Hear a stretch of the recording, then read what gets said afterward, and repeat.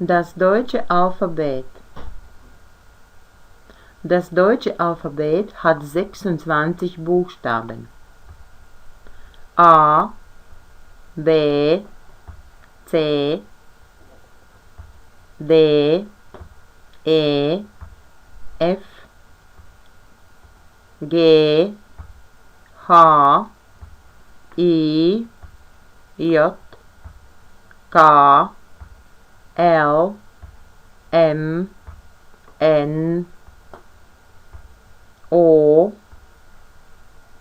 P, Q, R, S, T, U, V, W, X, Y, Z, E, A, Umlaut, Ö, O, Umlaut, Ü, U, Umlaut, SZ. Ordne die Wörter nach dem Alphabet.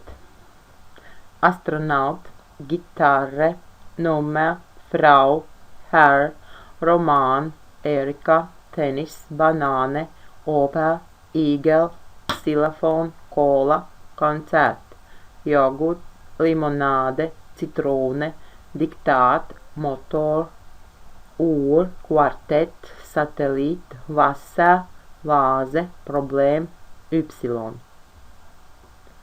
1. Astronaut 2. Banane 3. Cola 4. Diktat 5.